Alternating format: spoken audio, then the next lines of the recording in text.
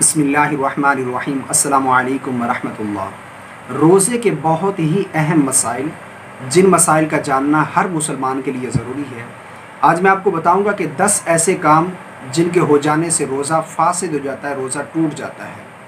वो मैं आप दोस्तों के साथ मसाइल शेयर करने जा रहा हूँ, जिनको जानकर आपको और मुझे इंशाअल्लाह अज़्ज़ व जल बहुत ज़्यादा फ़ायदा हासिल होगा। नंबर 1 पर, रोज़े की हालत में जानबूझकर खाने या पीने से रोज़ा फासिद हो जाता है, रोज़ा टूट जाता है। यानी उसे मालूम था कि मैं रोज़ादार हूँ, रोज़े की हालत में उसने जानबूझकर कोई चीज़ खा ली या पी ली तो उससे उसका रोज़ा फासिद हो जाएगा, रोज़ा टूट जाएगा। हाँ, लेकिन अगर उसे रोज़ादार होना याद नहीं था, उसे मालूम नहीं था कि मैं रोज़े की हालत में हूँ और उसने भूल कर कोई चीज़ खा पी ली तो इससे उसका रोज़ा फासिद नहीं होगा, रोज़ा नहीं टूटेगा। जानबूझकर खाने पीने से रोज़ा फासिद हो जाएगा, रोज़ा टूट जाएगा। नंबर 2 पर, रोज़े की हालत में जिमा यानी हम बिस्तरी करने से रोज़ा टूट जाता है। यानी उसे मालूम था कि वो रोज़े की हालत में है, उसे मालूम था कि वो रोज़ादार है, उसने जानबूझकर जिमा हम बिस्तरी कर ली तो इससे उसका रोज़ा फासिद हो जाएगा, रोज़ा टूट जाएगा। लेकिन यहाँ पर भी वही है कि अगर भूल कर, उसे याद नहीं था कि मैं रोज़ादार हूँ, उसने भूल कर अगर जिमा हम बिस्तरी कर ली तो इससे उसका रोज़ा फासिद नहीं होगा, रोज़ा नहीं टूटेगा। अगर जानबूझकर करेगा तो उससे उसका रोज़ा टूट जाएगा, रोज़ा फासिद हो जाएगा। नंबर 3 पर, सिगरेट या हुक्का पीने से रोज़ा टूट जाता है, क्योंकि इससे जो है धुआं हलक से नीचे उतरता है, जिसके वजह से जो है रोज़ा फासिद हो जाता है, रोज़ा टूट जाता है।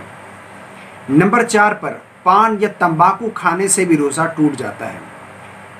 जो पान खाते हैं उन्हें मालूम होना चाहिए कि ऐसा नहीं हो सकता कि पान के ज़र्रात हलक से नीचे ना उतरें। बिल्कुल ये ज़रूर लाजिम जो है वो पान के जो ज़र्रात हैं वो हलक से नीचे उतरते हैं। अगर कोई चीज़ हलक से नीचे उतर जाएगी, ज़ाहिर सी बात है फिर उससे रोज़ा फासिद हो जाएगा, रोज़ा टूट जाएगा। तो पान या तंबाकू खाने से भी रोज़ा फासिद हो जाएगा, रोज़ा टूट जाएगा। नंबर 5 पर, दांतों के दरमियान कोई चीज़ चने के बराबर या इससे ज़्यादा थी और वो निगल ली तो रोज़ा टूट जाएगा।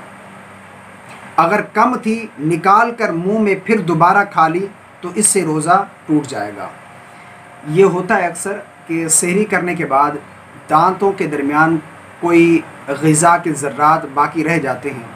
अगर सहरी का वक्त गुज़रने के बाद दिन में यानी सुबह सादिक से लेकर शाम रोज़ा अफ्तार करने तक अगर वो ज़र्रात दांतों के दरमियान रहे और उसने उनको जो है दांतों से निकाल कर निगल लिया, अगर वो चने के बराबर है या इससे ज़्यादा है तो इससे रोज़ा टूट जाएगा। अगर कम थी और उसने मुंह से बाहर निकाली और बाहर निकाल कर दोबारा उसे मुंह में रख कर निगल ली तो इससे रोज़ा टूट जाएगा।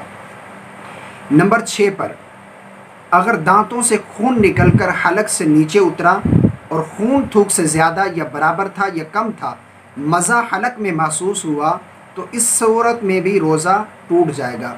यानी दांतों से खून निकला है और खून जो है थूक से ज़्यादा था या बराबर था या थूक से कम था, अगर उसका मज़ा हलक में महसूस हुआ तो इससे रोज़ा फासिद हो जाएगा, रोज़ा टूट जाएगा। और अगर खून ज़्यादा था लेकिन उसका मज़ा हलक में महसूस नहीं हुआ तो इससे रोज़ा फासिद नहीं होगा, रोज़ा नहीं टूटेगा। नंबर 7 पर, कुल्ली कर रहा था और गलती से पानी हलक से उतर गया या नाक में पानी चढ़ाया और पानी दिमाग को चढ़ गया तो रोज़ा टूट जाएगा, रोज़ा फासिद हो जाएगा। अक्सर ये हो जाता है कि नमाज का वज़ू करते हुए या गुस्ल करते हुए कुल्ली करने से जो है गलती से पानी हलक से नीचे उतर जाता है या नाक में पानी चढ़ाने से जो है पानी इतना ज़्यादा चढ़ जाता है कि दिमाग तक पहुँच जाता है। तो इन दोनों सूरतों में भी रोज़ा फासिद हो जाएगा, रोज़ा टूट जाएगा।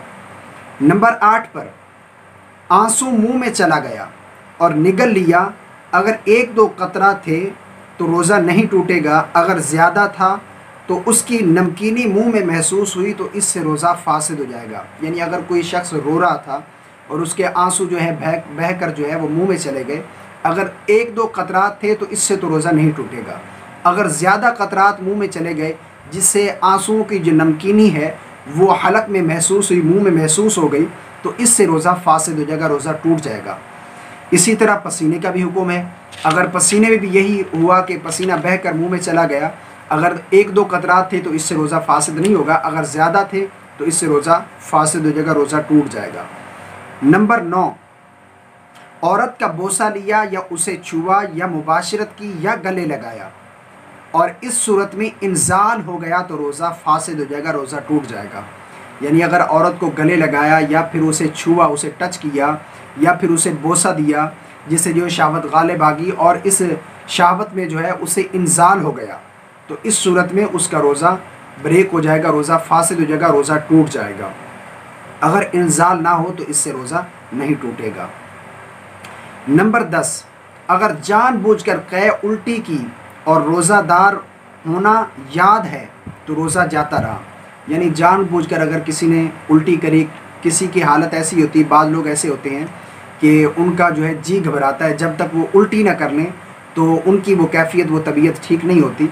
अगर किसी ने जानबूझकर अपने हलक में उंगली डालकर कै कर ली, उल्टी कर ली, तो अगर वो उल्टी मुंह भर हुई तो इससे रोज़ा फासिद हो जाएगा, रोज़ा टूट जाएगा।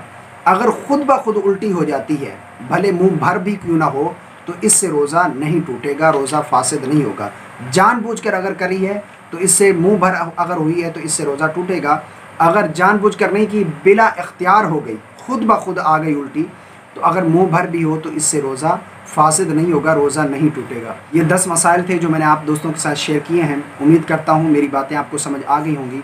दुआ है कि अल्लाह रब्बुल आलमीन हम सबको दीन की समझ अता फ़रमाए, अल्लाह रब्बुल आलमीन हम सबको शरई मसाइल जानने की तौफ़ीक अता फ़रमाए। आमीन। अस्सलामु अलैकुम व रहमतुल्लाह।